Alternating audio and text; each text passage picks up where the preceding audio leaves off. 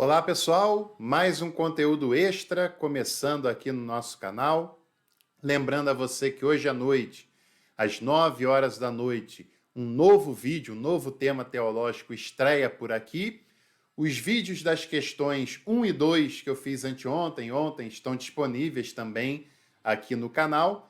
E hoje nós vamos falar um pouco mais, repercutir sobre a questão número 3. A questão número 3 foi uma questão de teologia sistemática raiz, né? Teologia sistemática propriamente dita. E aí a pergunta foi o seguinte: qual é o nome que se dá ao processo de esvaziamento da divindade? Essa não é tão difícil assim, tanto é que 246 pessoas responderam a essa pergunta e 85% dessas perguntas dessas respostas foram marcadas corretamente, né? 85% das pessoas que responderam a essa pergunta responderam corretamente. É a letra D, kenosis.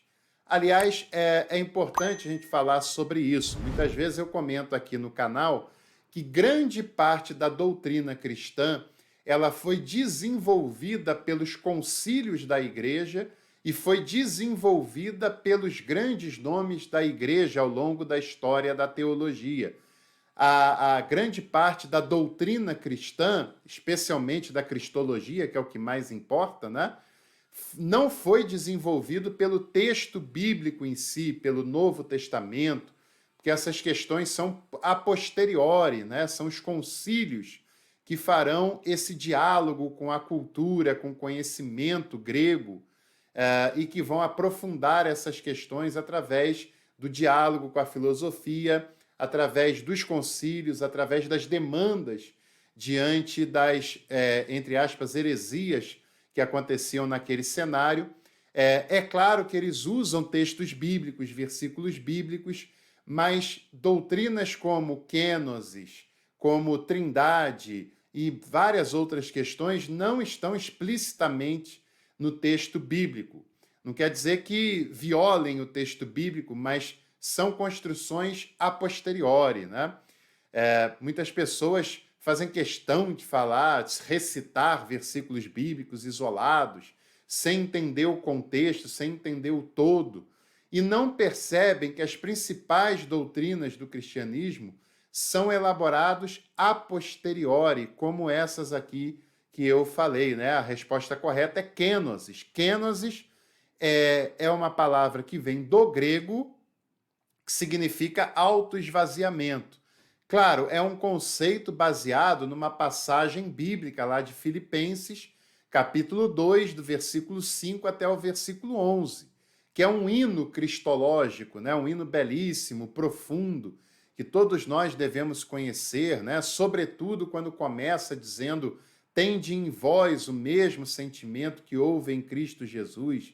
Ou seja, é um convite apostólico para que a igreja seja a igreja do esvaziamento, a igreja que se esvazia da sua grandeza, da sua suposta grandeza, da sua suposta glória, e que esteja fincada no mundo como uma construção histórica, como uma construção daquela sociedade, não uma oposição à sociedade, e que esteja ali como um farol a apontar o caminho da humanização, um caminho da ética, um caminho do amor, do acolhimento, do perdão. E quando a igreja ela se envolve em escândalos, em desvios, quando ela se sente isolada da sua sociedade, ela perde completamente o sentido de ser, ela perde completamente aquilo que deveria ser a sua característica essencial, e aí, é claro, ela não faz a menor diferença, né? Então, esse texto, ele claro, você sabe que o Novo Testamento ele é escrito em grego, e esse é um conceito lido a partir do texto de Filipenses, um conceito bonito, importante, e um conceito que a maioria das pessoas não levam a sério, porque o texto diz que Jesus se esvaziou mesmo e tomou a forma de servo. Então ele abre mão de tudo que separa ele da humanidade, ou seja, a sua divindade. Ele na terra não era Deus, ele tem origem divina, mas ele é um ser humano como eu e você, igualzinho tudo, exceto no pecado. E sobre esse exceto no pecado, se você quiser, eu explico através de um vídeo, se você escrever aqui nos comentários solicitando isso, né? Porque isso também não tem a ver com moral, como a gente muitas vezes acaba pensando, né? Muitas pessoas acham, Jesus exceto no pecado é porque ele nunca teve relação sexual, nunca traiu, etc. Sempre na questão da moralidade, mas é um outro conceito, muito maior do que esse, né? Enfim, então a resposta certa é kenosis, é o autoesvaziamento. Jesus abre mão de toda a sua divindade, ele é um ser humano que vem da parte de Deus, que encarna essencialmente, verdadeiramente a humanidade para conviver entre nós, fazer a sua obra, a sua pregação. E essa é a resposta da questão número 3. Querigma, que é a alternativa A. Querigma é o que o texto bíblico tem de comunicação para a fé de quem está lendo. Nem todo texto bíblico é um alimento à fé, tem informações, tem genealogias, etc. Mas o que a gente extrai daquele texto que toca a nossa fé? Isso é o querigma, comunicação daquela mensagem diretamente para a fé do ouvinte, né? Para a fé do leitor. A diaconia, que eu já expliquei no vídeo de ontem, que é a área que cuida do serviço dos discípulos de Jesus para a comunidade, para a sociedade, e também a koinonia, que é outro conceito interessante, que é o conceito de comunhão que ainda é imperfeita, porque ela é feita por pessoas imperfeitas, mas ela é baseada no serviço, no perdão, no acolhimento, na misericórdia de uns para com outros, né? E na compreensão de que todos nós somos pecadores e pecadoras, carentes da graça de Deus, e que por isso não temos o direito de nos exaltar diante de qualquer outro pecador. Porque você sabe que a mentalidade igrejeira afastada do Evangelho é uma mentalidade que classifica pecados toleráveis e pecados intoleráveis, né? E geralmente os pecados toleráveis são aqueles que a pessoa comete ou que os filhos da pessoa, os filhos da liderança eclesiástica cometem.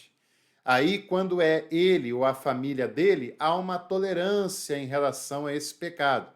Quando é o filho do outro, aí a tolerância é bem menor, né? E isso não tem nada a ver com koinonia. Isso, quando você vê isso acontecendo, é sinal que aquela igreja, aquela comunidade, aquela família, seja lá o que for, não está praticando a koinonia. Porque a koinonia significa eu entender que eu sou pecador e que eu só faço parte da família divina por causa da sua graça, que é um favor que eu não mereço, e que qualquer outra pessoa também só tem acesso a essa família pela mesma graça que me salva. É graça, é gratuito, não é mérito humano, seja ele qual for. Então, o ser humano não tem direito de excluir qualquer pessoa que seja, por exemplo, da ceia, da Eucaristia. Nenhuma pessoa pode ser excluída da ceia, porque ninguém tem o direito de fazer isso, porque todos que participam dela participam por causa da graça do dono da mesa, que é Jesus, se a ceia for a ceia do Senhor, né? Então, o dono da ceia garante a participação de todos e todas por causa da sua graça. E a graça que acolhe uns é a mesma graça que acolhe os outros também, né? Agora, a ceia que exclui é a ceia da igreja. Essa não é a ceia do Senhor, são duas coisas diferentes, ainda que o discurso não mostre isso.